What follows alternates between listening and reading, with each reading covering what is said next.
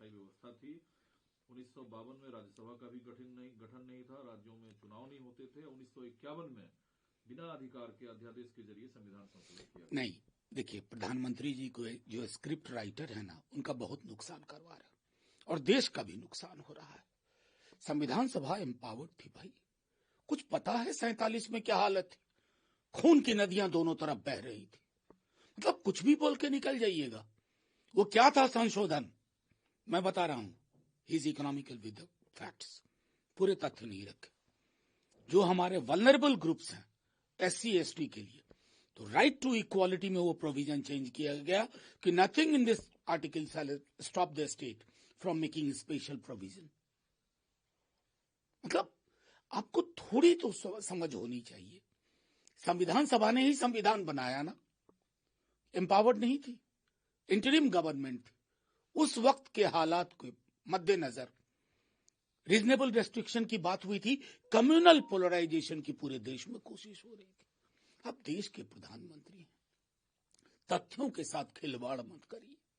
मतलब जब जब लगता है कि शायद अब प्रधानमंत्री जी विशाल हृदय के साथ देश के प्रधानमंत्री की तरह व्यवहार करेंगे, तब तब हमें निराशा हाथ लगती है। आगे का एजेंडा उन्होंने साफ रखा कि अंबेडकर ने सभी धर्मों के लिए समान नागरिक संहिता की पुरजोर वकालत की थी, इसीलिए तो मोदी सरकार है वो धर्मनिरपेक्ष नागरिक संहिता नहीं। देखिए, धर्मनिरपेक्ष नागरिक संहिता हमारे आर्टिकल 44 में डायरेक्टिव प्रिंसिपल्स में रखा गया, क्योंकि उस वक्त के जो हालात थे, उन हालातों के मद्देनजर एक ट्रस्ट की कमी थी, एक म्यूचुअल जो एक होना चाहिए समुदायों के बीच में, पूरे देश में जो वो था। और प्रधानमंत्री जी, मैं फिर कहता हूं कि तथ्यों को संकीर्ण दायरे में देखते हैं। आर्टिकल 44 में है यूनिफॉर्म सिविल कोड, लेकिन उससे पहले है आर्टिकल 39 कॉन्सेंट्रेशन ऑफ वेल्थ को लेकर के। प्रधानमंत्री जी उस पर क्यों चुप होते हैं? क्यों? इसलिए कि उद्योगपतियों की बहुत बड़ी भूमिका है आपकी सरकार बनवाने में, दूसरों की गिरवाने में। तो अगर 44 तक पहुंचना चाहते हैं तो 39 रास्ते में पड़ता है। आर्टिकल 39 क्लॉज C प्रधानमंत्री जी गौर से देखिए, वो कहता क्या है? आय की भयावह असमानता है, उस पर एक नजर होनी चाहिए। सत्ता पक्ष से लेकर विपक्ष के नेताओं ने संविधान पर चर्चा के दौरान अपनी बात रखी, लेकिन जो 140 करोड़ जनता है देश की, चूंकि नरेंद्र मोदी साहब ने कई उदाहरणों का जिक्र किया, उसमें से एक ये भी कहा कि सालों से खून की प्यासी कांग्रेस अब जो है वो संविधान पर हमला करना चाहती है। नहीं, ये जुबान प्रधानमंत्री की नहीं होनी चाहिए। खून की प्यासी, ये वही भैंस मंगलसूत्र मुजरा वाली जुबान है।